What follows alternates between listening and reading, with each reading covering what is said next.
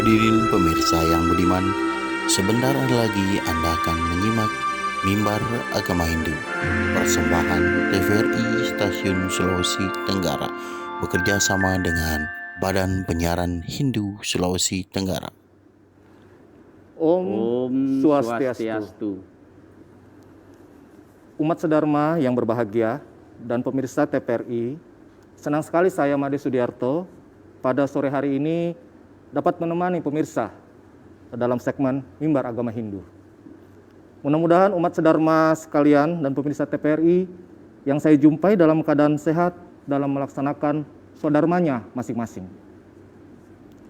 Baiklah umat sedharma sekalian dan pemirsa TVRI dimanapun berada, topik yang akan kita bahas pada hari ini masih hangat masalah tentang perayaan Hari Kemerdekaan RI yang ke-76, yaitu kemerdekaan menurut agama Hindu.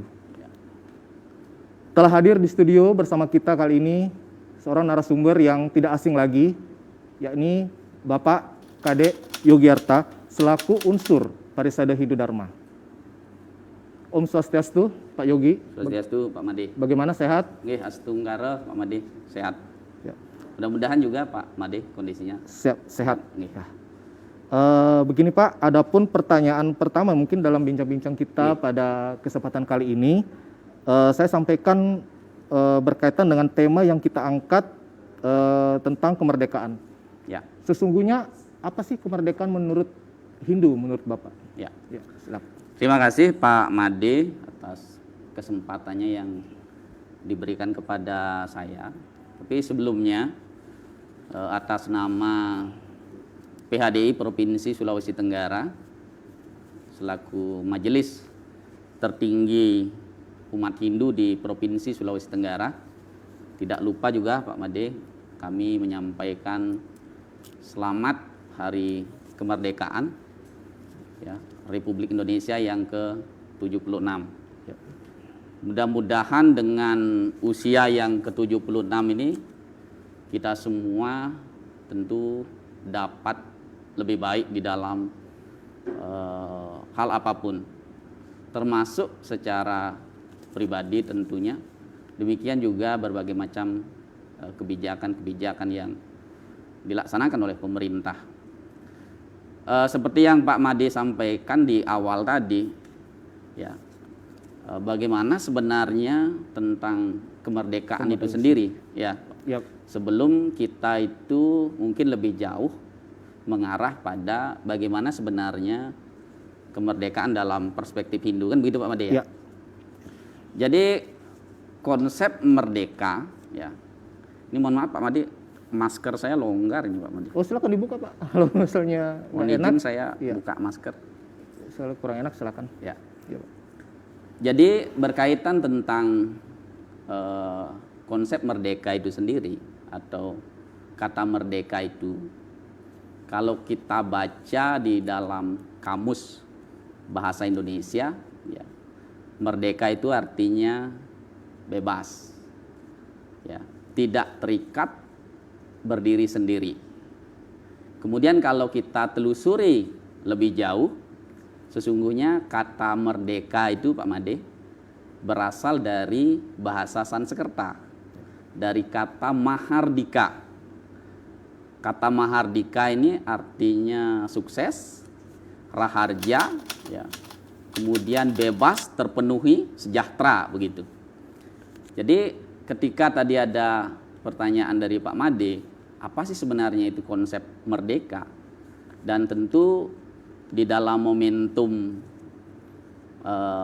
saat ini atau bulan-bulan ini, bahkan kemarin ya Pak Made, kita sudah bersama-sama merayakan perayaan 17 Agustus sebagai Hari Kemerdekaan, yang mana kita ketahui bersama bahwa kemerdekaan ya, di dalam negara kita, bahwa pada saat itulah kita sebagai masyarakat, sebagai bangsa ya, menyatakan diri untuk merdeka, untuk bebas dari belenggu penjajah, kan begitu Pak Made ya? Iya.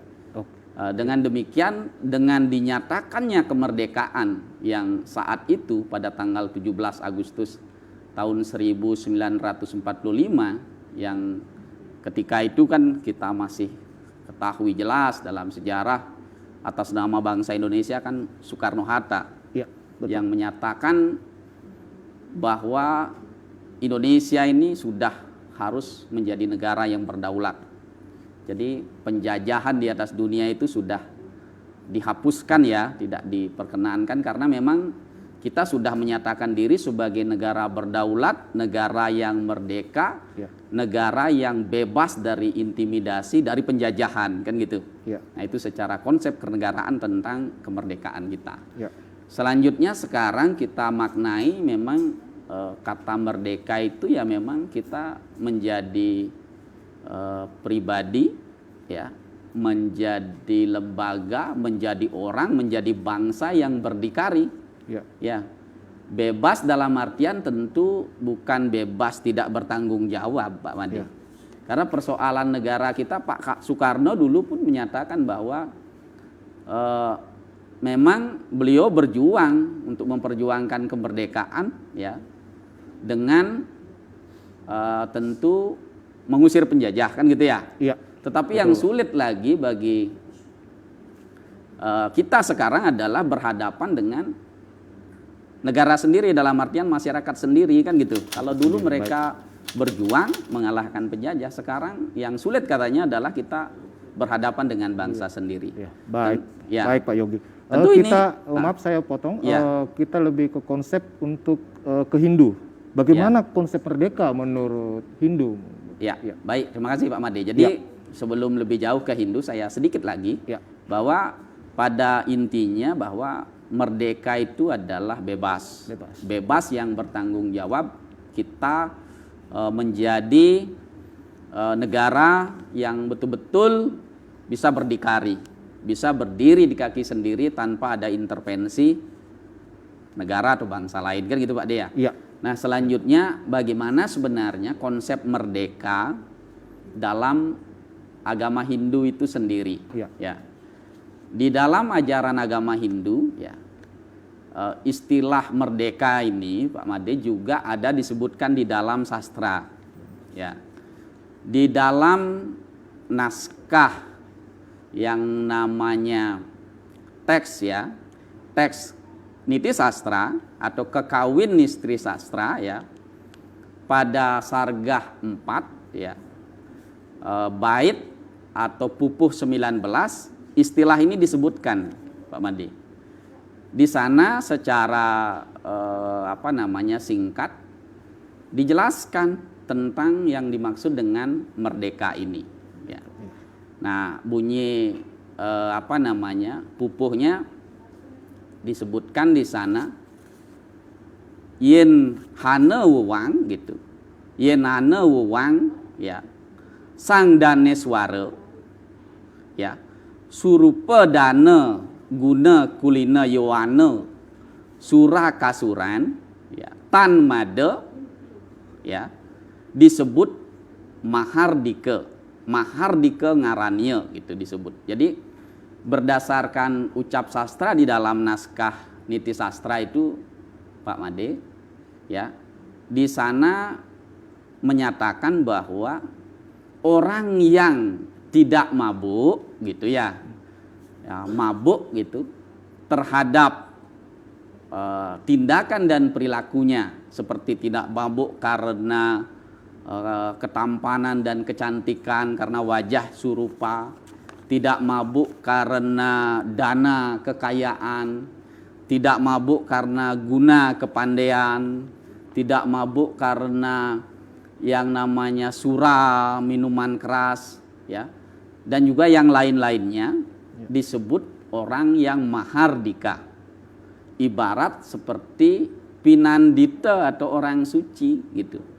Jadi berdasarkan teks sastra itu, ya, bagi umat Hindu, ya, tentu sudah bisa kita maknai bahwa sesungguhnya yang disebut merdeka itu adalah orang yang tidak mabuk, ya. Orang yang tidak mabuk terhadap berbagai macam hawa nafsu, ya, yang ada di dalam dirinya, baik karena kamannya hawa nafsu, baik karena keserakahannya, baik karena diselimuti kemarahan. Jadi pada intinya bahwa yang disebut dengan mahardika itu sendiri adalah orang-orang atau pribadi-pribadi yang tidak terbelenggu oleh hawa nafsu di dalam dirinya, memandang atau menjadikan dirinya sebagai pribadi-pribadi yang merdeka, pribadi-pribadi yang bebas, pribadi-pribadi tanpa ada ketakutan, tanpa dibuat-buat, kan begitu. Ya, jadi memang betul-betul kita menjadi seorang yang mahardika. Nah, inilah konsep merdeka di dalam perspektif Hindu atau dalam kacamata spiritual. Seperti itu kira-kira Pak Made. Baik Pak, terus begini Pak, apakah misalkan yang Bapak sampaikan tadi kan anggaplah bebas dari kemabukan, ibaratnya seperti pandita. Kalau boleh misalkan dijelaskan kembali, kemabukan seperti apa itu contohnya? Misalkan seperti kama, hawa nafsu, bagaimana konteks spiritual dalam Hindu? Jadi Pak Made, ya memang seperti saya sampaikan tadi bahwa yang dimaksud dengan merdeka dalam kacamata spiritual, dalam kacamata agama adalah menjadi pribadi-pribadi yang tidak mabuk, ya. Pribadi-pribadi yang tidak gelap mata, kan gitu. Menjadi pribadi-pribadi yang merdeka, bebas, ya, termasuk dari belenggu hawa nafsu. Karena kita sadari bersama bahwa hidup ini, ketika kita menjadi manusia, kita dibelenggu oleh yang namanya hawa nafsu. Hawa nafsu, iya, betul. Persoalannya adalah mampu nggak kita mengatasi, mengendalikan hawa nafsu yang ada di dalam diri untuk menjadi merdeka yang sesungguhnya, kan itu pertanyaannya. Betul. Nah, kalau seperti pertanyaan Pak Made tadi, apa saja bentuk hawa nafsu yang menggoda, kan gitu, yang membuat kita mabuk. Nah, dalam hal ini dalam Hindu ada beberapa wujud kemabukan, termasuk musuh yang ada di dalam diri kita yang dikenal dengan istilah Saptatimira, ya, dan yang namanya Sadripu, ya. Saptatimira itu ada 6, ya, kegelapan atau kemabukan, ya, dalam kacamata Hindu. Yang pertama disebut sebagai surupa, ya. Surupa itu artinya mabuk karena ketampanan atau kecantikan. Ternyata Pak Made, ya, menurut ajaran Hindu, hati-hati ketika kita memiliki wajah tampan dan ganteng cantik. Kenapa? Karena bisa membuat diri kita lupa diri, ya. Membuat kita mabuk, mungkin saja bisa memandang orang lain jelek, ya, karena mentang-mentang ganteng, temannya yang ganteng-ganteng saja, ya, yang gendut-gendut tidak dimau diajak bergaul, gitu misalkan, ya. Membuli temennya, gitu. Kesombongan di dalam ada kesombongan diri ketika fisik ini ganteng dan cantik. Nah, ini suatu kemabukan, sebuah kemabukan karena fisik. Nah, itu yang pertama, surupa, ya. Kemudian dana itu artinya kekayaan. Jadi ternyata kekayaan ini Pak D, ya, bisa juga membuat kita mabuk, lupa diri, ya. Sehingga kita juga menyaksikan ada kok orang yang dulunya kaya kemudian selanjutnya menjadi miskin, karena tidak mampu memanfaatkan kekayaan yang dimilikinya, sehingga menyebabkan dia terperosok, jatuh, gitu misalkan, ya, menjadi miskin kembali. Bahkan di sisi lain juga kekayaan itu tidak digunakan dengan baik, ya. Tidak, tentunya dengan dalam konsep agama kita sudah diajarkan bagaimana mengelola kekayaan itu, ya. Bukan berarti kita tidak boleh kaya, tetapi bagaimana kekayaan itu harus mampu menjadikan kekayaan itu tidak saja bermanfaat bagi yang punya, juga bermanfaat untuk orang lain, terutama untuk mewujudkan dharma. Itu yang kedua. Selanjutnya yang ketiga, ya, surupa, dana, guna. Nah, guna itu artinya kepandaian, ya, atau pengetahuan. Jadi pengetahuan itu juga dapat membuat seseorang itu mabuk, lupa diri. Ya. Sehingga yang terjadi adalah sering menghakimi orang lain, menganggap dirinya paling benar. Padahal sesungguhnya esensi dari sebuah pengetahuan, pendidikan dalam Hindu adalah mewujudkan kedewasaan, menjadikan pribadi dewa atau memiliki karakter dewa, karakter baik. Tetapi apa yang terjadi? Kita melihat banyak kok, mohon maaf, orang yang merasa dirinya pintar, tetapi kepintarannya justru digunakan untuk memintari orang lain. Ini kan belum merdeka. Ini kan penjajahan sesungguhnya kalau kita menggunakan pengetahuan kita untuk memintari orang lain. Mabuk karena Berarti penjajahan secara spiritual. penjajahan dalam wujud tadi ternyata memiliki pendidikan untuk menjajah orang lain, memintarin orang, sehingga yang terjadi perbuatan-perbuatan yang tidak baik. Surupa, dana, guna. Ya, guna ini karena apa tadi? Pengetahuan. Pengetahuan. Dengan ya. Kepandaian pengetahuan. Pengandaian penuh membuat orang menjadi mabuk. Guna, diri. Kulina, ya. Kulina ini kalau boleh saya katakan mabuk karena keturunan, ya, merasa dari kelompok tertentu, ya, wangsa tertentu, darah tertentu, memandang sepele orang lain, ya, sehingga yang terjadi apa? Penjajahan, ya. Jadi ini sering membuat orang-orang lupa, ya, bahwa sesungguhnya kan darahnya merah, tetapi karena merasa diri kelompok tertentu memandang remeh orang lain. Ini kan wujud daripada perbuatan yang mabuk. Baik. Nah, ketika ini terjadi, tentu pasti ada disharmoni, kan gitu ya. Ya. Surupa, dana, guna, kulina. Iya. Ya. Yang kulina kelima. Yowana. Nah, Yowana itu artinya mabuk karena masa muda. Nah, syukur Pak Made sudah melewati masa muda. Jadi masa muda itu mestinya dimanfaatkan untuk belajar. Tetapi di satu sisi kita juga melihat fenomena masa muda justru dihabiskan untuk hal-hal yang tidak baik. Ajaran Hindu di dalam Slokasara Samuscaya 27 menyebutkan bahwa ketika masih muda ibarat seperti alang-alang yang tajam, hendaknya dimanfaatkan untuk kepentingan atau melakukan dharma. Berbeda dengan orang tua yang sudah mulai badannya mungkin kesehatannya kurang, tidak lagi optimal di dalam mengenyam pendidikan. Baik. Artinya apa? Bahwa masa muda itu mestinya ya diperuntukkan untuk hal-hal yang bermanfaat untuk mempersiapkan masa depan yang baik. Tetapi yang terjadi justru masa muda itu membuat orang atau dapat saja membuat mabuk seseorang itu atau lupa diri. Iya. Nah, selanjutnya yang ke 6 ya. Iya, Sura. Nah, mabuk karena minuman keras ya.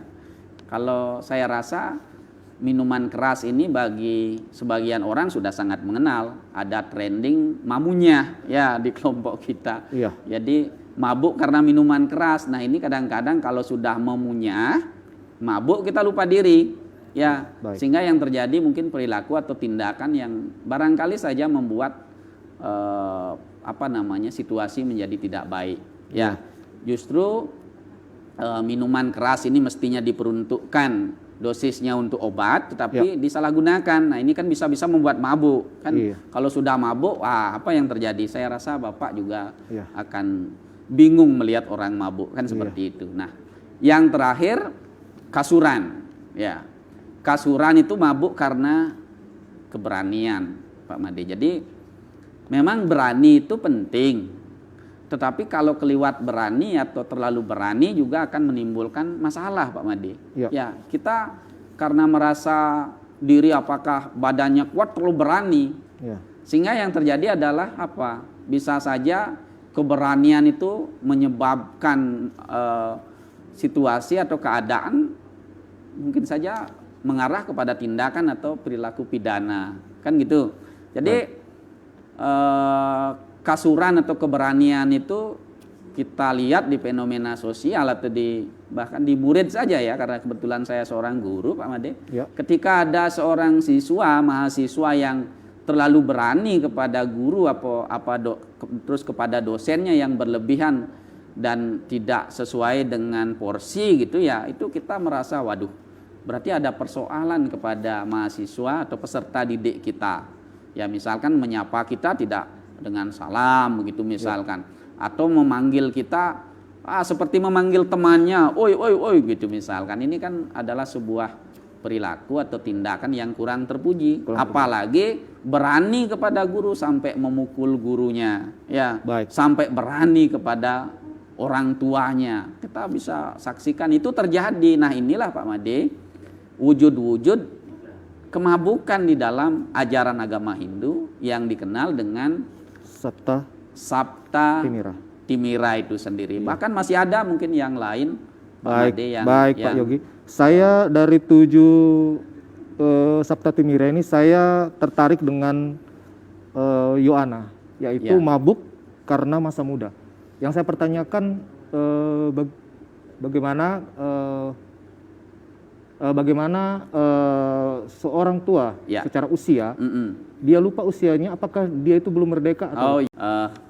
Pemirsa TPRI, ya seperti yang Pak Made pertanyakan itu berkaitan tentang apakah Yowana atau mabuk karena masa muda itu karena dari sisi usia, atau mungkin ketika ada persoalan ada orang tua yang tipikal anak-anak, tipikalnya seperti anak muda gitu ya, betul. Atau sebaliknya ya. Iya. Jadi sebenarnya secara hakikat bahwa Yowana itu kan memang pengertiannya masa muda. Ya, dari sisi umur ya, dari sisi usia ya memang masih muda. Ya. Jadi memang pada pada kenyataannya masa muda atau masa remaja itu kan penuh dengan godaan ya. Penuh dengan rintangan ya, penuh cobaan ya. Itu yang kita sadari. Saya kira Pak Made dan saya sudah melewati masa-masa itu. Nah, bagaimana kalau seandainya ada orang tua perilakunya seperti anak muda? Kan itu pertanyaan yang sangat spiritual. Apakah secara belum merdeka atau bagaimana itu? Ya, jadi apakah secara Hindu sudah dinyatakan merdeka kan gitu? Karena kemungkinan juga ada yang menyatakan dirinya, wah saya ini sudah tua tapi masih sikap seperti kayak anak muda, lupa umur. Ya. Jadi tentu dalam hal ini kita harus memandang dari sisi positif ya. Ketika ada orang tua yang merasa dirinya masih muda, ya tentu secara fisik kuat begitu kan jauh lebih bagus. Yang penting tentu perilakunya atau tindakannya itu tentu tetap dewasa. Tidak tindakannya itu masa muda dalam artian perilakunya seperti Yowana, masa anak-anak, masa remaja kan gitu. Orang tua kok ababil kan gitu misalkan ya, atau sudah tua kok seperti anak muda kan gitu ya. Itu sebenarnya sebuah kiasan saja yang memang ketika melihat fenomena ya yang terjadi, ada orang tua tindakan atau perilakunya tidak wajar kan gitu, dikonotasikan dengan seperti itu. Nah, dalam ajaran agama Hindu ya seperti yang Pak Made sampaikan tadi, tentu ini dikatakan belum merdeka. Karena memang masih dijajah oleh kemabukan dari Yowananya tadi, dari masa mudanya tadi, atau perilakunya yang merasa dirinya muda padahal dia sudah tua kan gitu, dari sikap dan perilaku. Tentu dalam hal ini itu sebuah kiasan saja. Banyak kok anak-anak muda yang perilakunya dewasa kan begitu Pak Made. Tidak kita generalisir, itu sebuah fenomena saja. Tentu ini juga dikatakan tidak merdeka. Kalau kita mengacu pada konsep ajaran Hindu yang sudah tegas menjelaskan bahwa yang disebut orang merdeka adalah orang yang tidak mabuk, salah satunya karena masa muda ya, merasa dirinya muda kan gitu, itu baru perasaan saja. Nah, tentu kondisi-kondisi atau keadaan ini bisa saja membuat seseorang itu ketika berpikir dia terus dirinya muda kan lupa dengan dirinya saat ini. Kan gitu, yang namanya saja yang disebut dengan mabuk atau lupa diri tentu bisa saja membuat kita terjerumus. Seperti itu kira-kira Pak Made. Baik Pak Yogi, Ya. jawaban yang luar biasa. Terus kita berlanjut ke Sadripu. Ya. Sadripu itu kan berarti ada 6 musuh. Bisa dijelaskan bagaimana konteksnya menyangkut dengan kemerdekaan secara spiritual? Ya, seperti yang di awal saya sampaikan bahwa yang disebut dengan merdeka itu adalah bebas dari kemabukan. Ya, mabuk yang disebabkan oleh timira atau kegelapan hawa nafsu, termasuk disebabkan oleh musuh yang ada dalam diri kita. Kalau kita mengacu kepada kekawin Ramayana, Pak Made, di dalam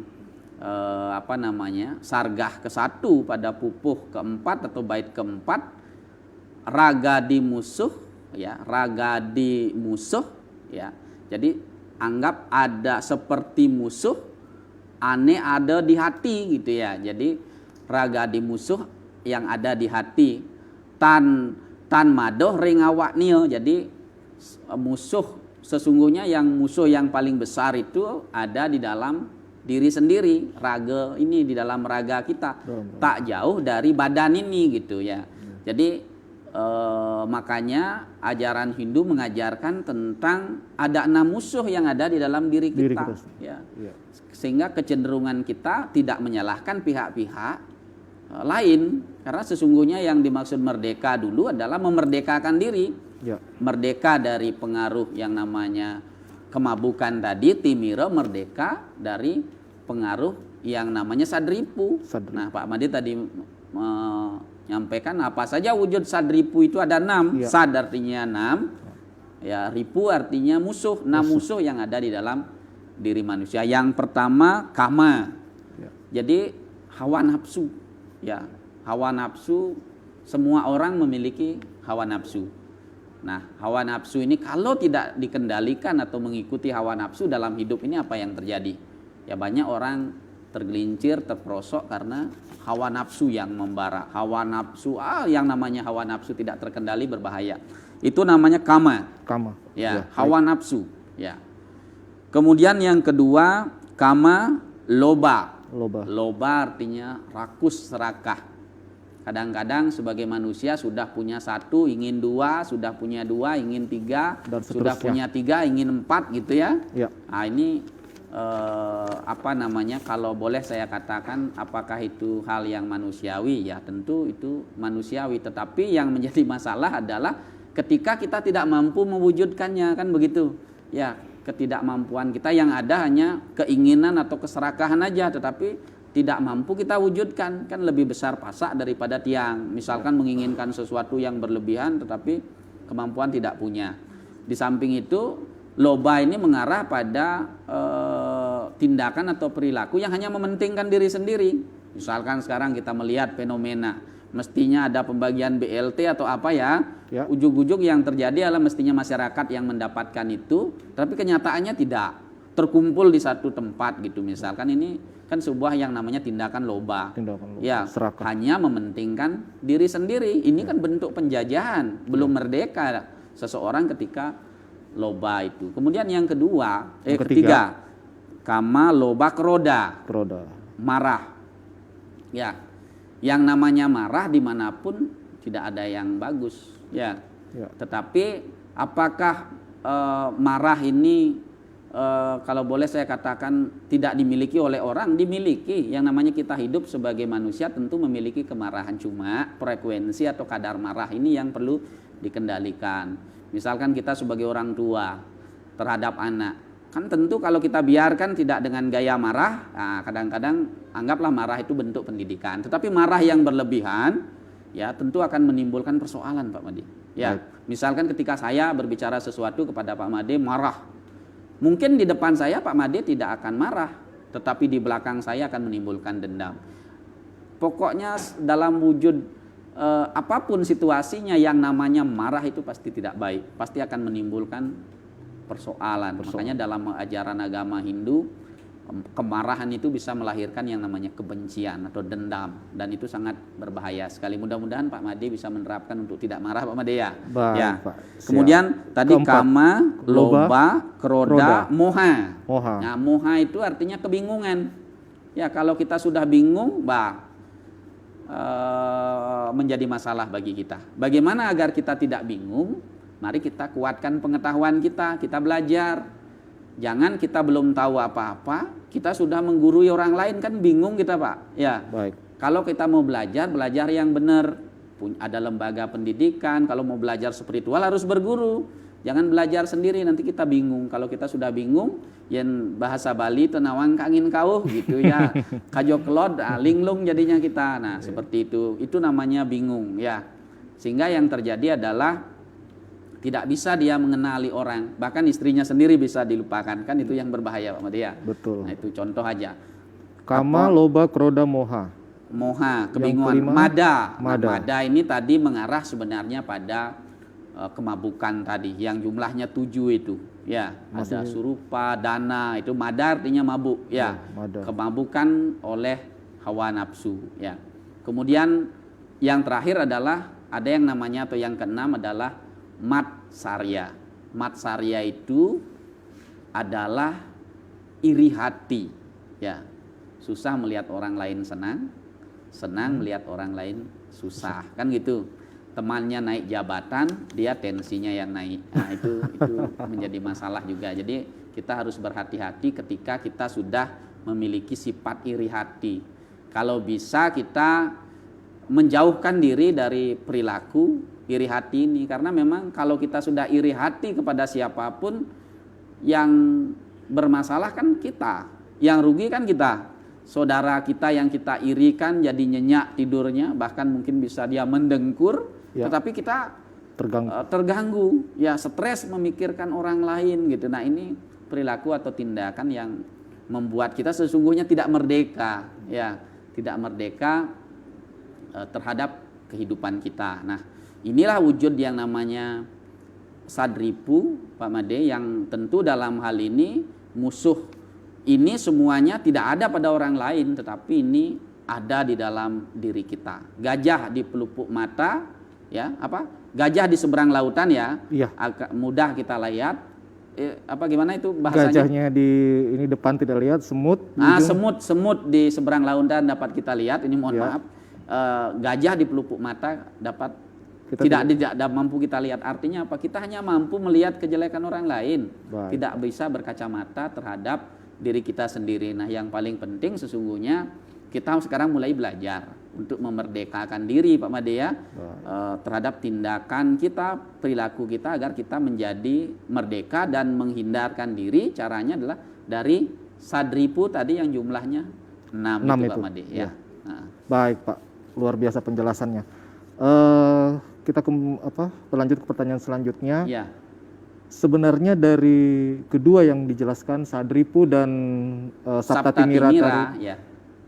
Apakah sebenarnya kita ini secara dalam diri sudah merdeka yang sesungguhnya? Bisa dijelaskan. Terima kasih, Pak Made. Nah, berkaitan tentang itu, ini kan pertanyaan yang bisa kita pertanyakan tidak saja kepada saya, ya, pertanyaan Pak Made, kepada diri sendiri, ya, Pak Made sendiri, kepada para pemirsa kita di rumah. Apakah kita boleh dikatakan sudah merdeka kalau masih ada kemabukan dan sadripu di dalam diri? Tentu ketika kita mengacu kepada konsep tadi, konsep di awal, tentu kita belum layak dikatakan sebagai merdeka. Walaupun negara kita sudah merdeka, ya, sah secara de facto, de jure, tetapi kita belum merdeka. Kita masih dijajah oleh diri kita sendiri, oleh hawa nafsu kita. Bagaimana kita bisa hidup damai? Karena akhir dari sebuah kemerdekaan itu kan kedamaian. Baik. Tetapi kalau kita dalam diri masih ada perasaan cemas, kemudian masih ingin menjajah orang lain seperti tadi melalui perbuatan-perbuatan tadi, tercela, ya, perbuatan tercela, kita tidak bisa menyatakan bahwa diri kita merdeka. Bahkan fenomenanya yang kita lihat sekarang, justru perilaku tindakan itu terjadi di semua sektor, ya, tidak saja orang per orang. Kita melihat dalam sektor-sektor yang lebih luas kan terjadi penjajahan. Agama mestinya menjadi sebuah langkah kita maju untuk menjadi kedamaian, memperoleh kedamaian, untuk memerdekakan diri, justru menjadi alat kita untuk menjajah orang lain. Kenapa saya katakan demikian? Karena apa? Karena kita masih menyatakan diri kita yang paling benar, ya, menganggap orang lain salah, menganggap keyakinan kita saja yang paling benar, keyakinan orang lain keliru. Kan itu wujud penjajahan. Penjajahan dengan kedok agama atau keyakinan. Padahal sesungguhnya agama itu kita jadikan sarana untuk memerdekakan diri, kan begitu Pak?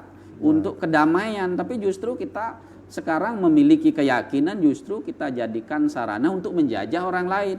Sehingga klaim yang terjadi adalah kita menganggap diri kita yang paling benar. Nah, ketika ada perbuatan atau tindakan seperti ini, tentu ini boleh dikatakan sebagai belum merdeka begitu. Luar biasa. Kita melihat fenomena itu terjadi seperti saya berikan contoh tadi Pak Madi, di sekolah siswa-siswa kita, mahasiswa kita, tindakan atau perilakunya itu kan terjadi. Nah, ini menjadi sebuah PR kita bersama.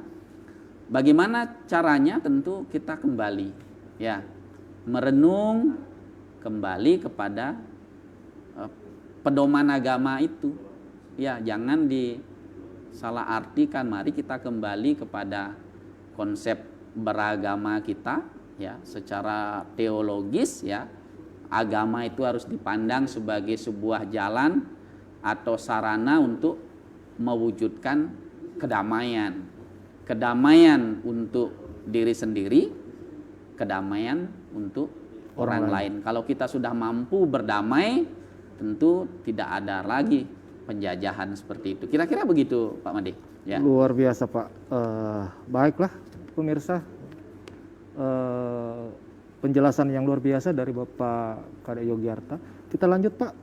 Bagaimana untuk generasi ke depan, generasi muda ke depan, bagaimana cara mengisi kemerdekaan kita ini baik secara material ataupun secara spiritual, dengan menjauhkan diri kita kedua yang tadi seperti Sadriput dan ataupun Sabta Timira.